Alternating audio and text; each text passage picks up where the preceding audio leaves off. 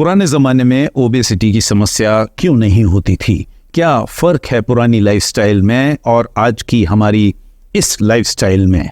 And last but not the least, क्या फ़र्क है हमारे बड़े बुजुर्गों की फूड चॉइसेस में और हमारी आज की फूड चॉइसेस में?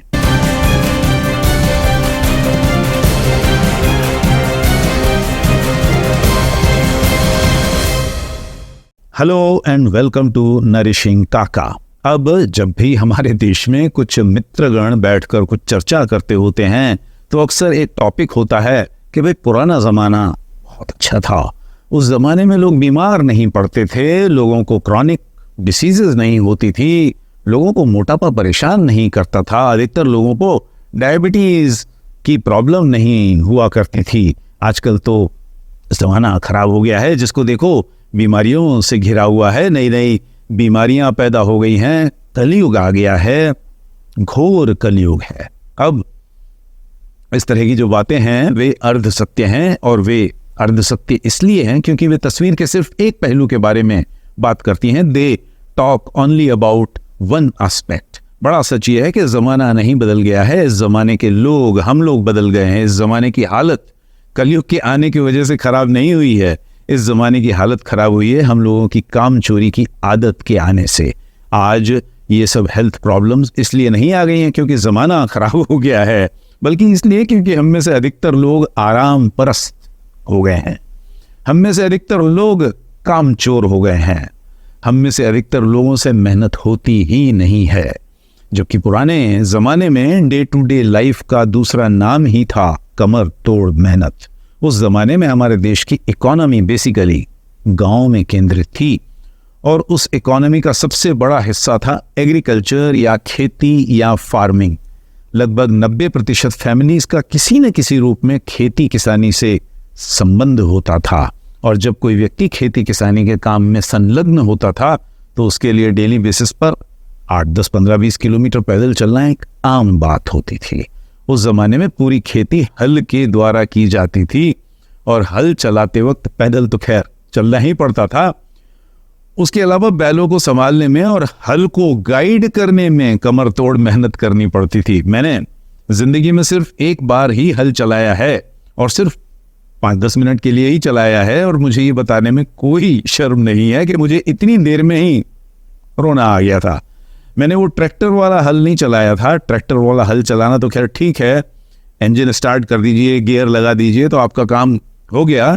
लेकिन यदि आप असली हल चलाते हैं, लकड़ी से बना हुआ हल चलाते हैं, बैलों द्वारा खींचा हुआ हल चलाते हैं, तो मैं आपको यकीन दिलाता हूं कि ये काम अच्छे भले लोगों को रुला सकता है। इसी तरह से पशुओं को चराने का काम भी कोई आसान काम नहीं होता था। उस ज़माने में लगभग हर गांव की अधिकतर फैमिलीज में गाय बैल बकरी होती थी, उन्हें नियमित रूप से चराना पड़ता था। आप खाना खाएं या न खाएं, अपने पशुओं को चराना ज़रूरी होता था, और चराने के लिए आपको उन्हें अपने घर से कुछ किलोमीटर दूर तो खैर ले ही जाना पड़ता था, और इस काम में भी आपकी कई किलोमीटर की वॉकिंग हो जाती थी।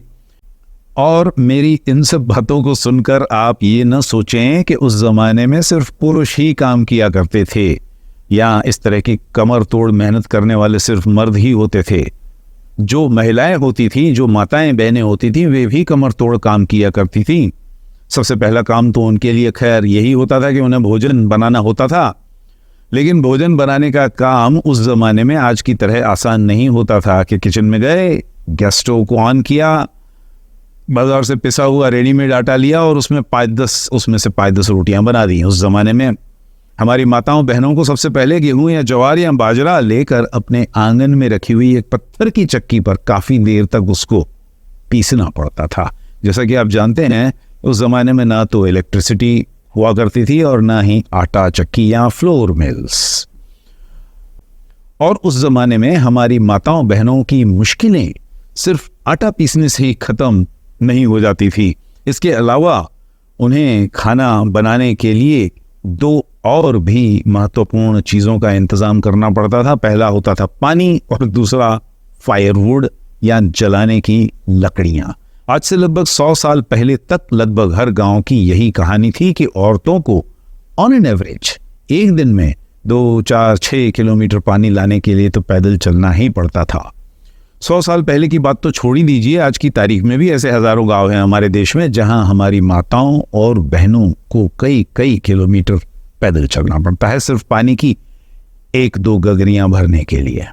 उसके अलावा आज की तारीख में भी ऐसे हजारों गांव हैं, आप जानते ही होंगे, जहां हैंडपंप लगा रहता है, जिसे पानी का बम्बा कहते हैं, और जिसे 25-50 बार अपनी पूरी ताकत से दबाने पर आपको सिर्फ 1 बाल्टी पानी नसीब होती है। और एक बार जब पानी भी उनके किचन तक पहुंच जाता था तो फिर तलाश होती थी लकड़ियों की, और वो भी एक बहुत ही मुश्किल काम होता था, क्योंकि उसके लिए उन्हें आसपास के जंगल जाना पड़ता था, गांव के बाहर जाना पड़ता था, और फिर फायरवुड जमा करके उनका एक बंडल बना करके उसे सर पर रख करके वापस घर तक आना पड़ता था। मैं आजकल अक्सर सुबह सवेरे जब एक्सरसाइज करने के लिए जाता हूं तो अपने पार्क में एक कंक्रीट की स्लैब को अपने सर पर रखकर सिर्फ 300 मीटर चलने की कोशिश करता हूं। उस कंक्रीट की स्लैब का वजन है लगभग 15-20 किलो, और सिर्फ इस वजन को उठाकर 200-400 मीटर चलने में ही मुझे दादी और नानी दोनों याद आ जाती है। दूसरी तरफ उस जमाने में हमारी माताएं बहनें लकड़ियां इकट्ठा करके उनका बंडल बनाकर अपने सर पर रखकर कई किलोमीटर चलती हुई अपने घर तक उन्हें लाया करती थी। आज भी यदि आप हमारे देश के ट्राइबल एरियाज में जाएं, मध्य प्रदेश, उत्तर प्रदेश और राजस्थान के रिमोट विलेजेस में जाएं, झारखंड, उड़ीसा और इस तरह के स्टेट्स के ट्राइबल एरियाज में जाएं, तो आज भी आप पाएंगे कि हजारों महिलाएं लकड़ियां चुनने का काम करती हैं और लकड़ियों के बंडल बनाकर, जिन्हें हेडलोड कहा जाता है, रूटीनली 4, 5, 8, 10 किलोमीटर डिस्टेंस कवर करती रहती हैं। इन सब बातों का संक्षेप में मतलब यही है कि जब कोई व्यक्ति इस तरह की मेहनत मशक्कत डेली बेसिस पर करेगा तो उसकी 10, 15, 20 किलोमीटर की वॉक तो रूटीनली हो ही जाएगी। जबकि आज की तारीख में हमारे हेल्थ एक्सपर्ट्स लोगों को राय देते रहते हैं कि भाई दिन में कम से कम 10,000 कदम तो चलो। 10,000 कदम यानी लगभग 6 किलोमीटर।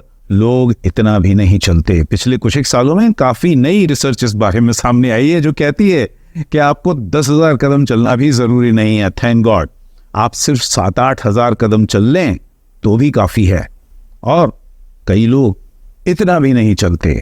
मेरे कई डॉक्टर मित्रगण बताते रहते हैं कि वे अपने पेशेंट्स को रिक्वेस्ट करते रहते हैं कि 2-4 हज़ार कदम तो चलो। और मैं अपनी पर्सनल लाइफ में ऐसे कई लोगों को जानता हूं जो दिन में 1,000-2,000 कदम भी नहीं चलते। वो ठीक ठाक हैं, फिट हैं, लेकिन उसके बावजूद भी नहीं चलते। और एट द सेम टाइम हमारे खाने पीने की आदतें इस जमाने में भी बदल गई हैं, बेइंतहा बदल गई हैं। आज हम दुनिया भर के रिफाइंड कार्बोहाइड्रेट्स पूरा दिन खाते रहते हैं, जबकि आज से 200 साल पहले लोगों को रिफाइंड कार्बोहाइड्रेट्स मुश्किल से महीने में 1-आध बार नसीब होते थे। जैसा कि मैं पहले भी कई अन्य वीडियोस में कह चुका हूं कि आप पूरे मानव इतिहास पर नजर डाल दीजिए और आप पाएंगे कि शक्कर कभी भी इतनी सस्ती नहीं रही जितनी कि वो आज है। मिठाइयाँ कभी भी इतनी सस्ती नहीं रही जितनी कि वो आज हमें अवेलेबल हैं। जंक फूड की इतनी बड़ी वैरायटी आम इंसानों को पहले कभी भी अवेलेबल नहीं रही जितनी कि वो हमको आज अवेलेबल है।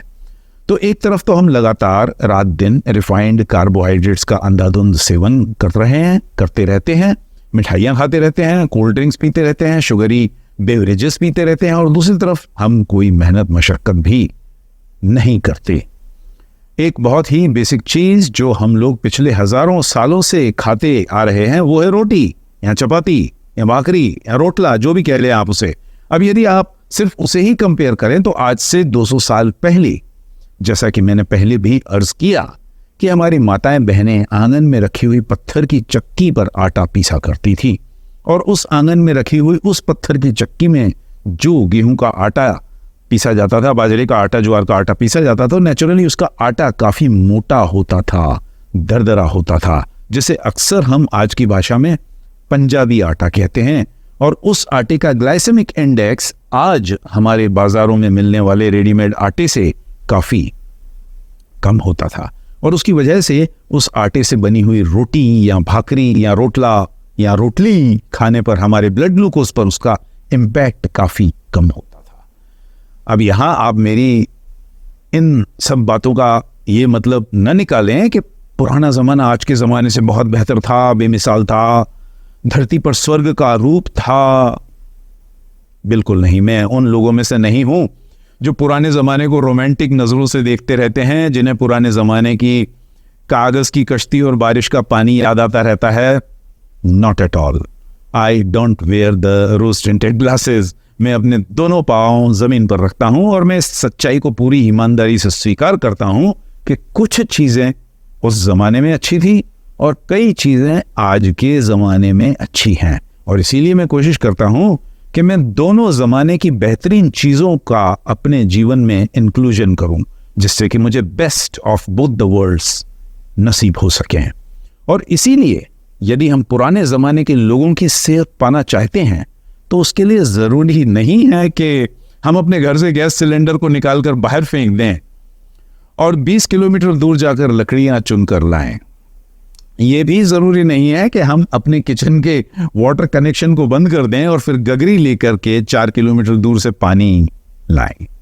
लेकिन हम कम से कम इतना तो कर ही सकते हैं कि अपनी इच्छा से अपने शेड्यूल के अनुसार 7 या 8 या 10,000 कदम पैदल तो चलें। कम से कम अपनी इच्छा से अपने खाने पीने की आदतों में कुछ बदलाव तो हम ला ही सकते हैं। हम इतनी कोशिश तो कर ही सकते हैं कि बाजार में बनी हुई कोई भी रेडीमेड चीज़ खरीद कर न खाएं, क्योंकि उनमें हर तरह के गलत इंग्रेडिएंट्स का इस्तेमाल किया जाता है। हम इतनी कोशिश तो कर ही सकते हैं कि अपने घर में रोटी बनाने के लिए टेल्कम पाउडर से भी महीन आटे का इस्तेमाल न करें, मैदे का इस्तेमाल न करें। हम अपने खाने पीने की आदतों में इतना छोटा बदलाव तो कर ही सकते हैं कि जो भी भोजन बनाए उसमें होल ग्रेन्स का इस्तेमाल करें।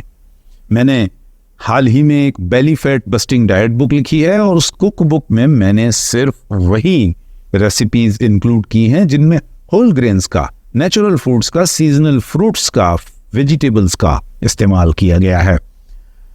इन रेसिपीज को डिज़ाइन करते वक्त मैंने ध्यान रखा है कि उनमें काफ़ी मात्रा में प्रोटीन हो और काफ़ी हेल्दी फैट्स हों, और इन रेसिपीज को मैंने इस तरह से स्ट्रक्चर किया है कि वे लोगों को बेली फैट से, विसरल फैट से, एक्सेस वेट से और ओबेसिटी से मुक्ति दिलाने में सहायक हों। वे लोगों को उनकी बॉडी का शेप बदलने में या उनकी BMI कम करने में उनकी सहायता कर पाएं, और वे लोगों की फास्टिंग ब्लड ग्लूकोज लेवल और post prandial blood glucose level को भी नॉर्मल रेंज में लाने में उनकी सहायता करें। और इन रेसिपीज़ को इतना इफेक्टिव बनाने के लिए मैंने एक ही कोशिश की है कि उन्हें मैं ठीक वैसा ही बनाऊं जैसा कि आज से 200-500 साल पहले हमारे बड़े बुजुर्ग उन्हें बनाया करते थे।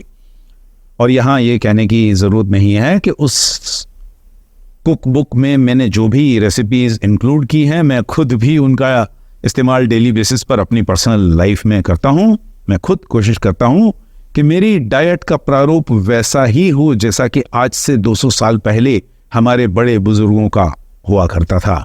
ऑफ कोर्स मैं खुद अपने किचन में खाना पकाने के लिए 20 किलोमीटर दूर जाकर लकड़ियाँ नहीं लाता, ना ही मैं 6 किलोमीटर दूर जाकर पानी भरकर लाता हूँ, लेकिन एट द सेम टाइम ये कोशिश ज़रूर करता हूँ कि जो कुछ भी खाऊं वो होल ग्रेन से बना हो, नेचुरल फूड्स से बना हो, एंटी इन्फ्लेमेटरी फूड प्रोडक्ट्स से बना हो। मैं कोशिश करता हूँ कि मेरी डेली डाइट में काफ़ी मात्रा में डाइटरी फाइबर हो, उसमें काफ़ी छिलके वाली दालें हों, काफ़ी सीजनल वेजिटेबल्स हों, काफ़ी ग्रीन लीफी वेजिटेबल्स हों।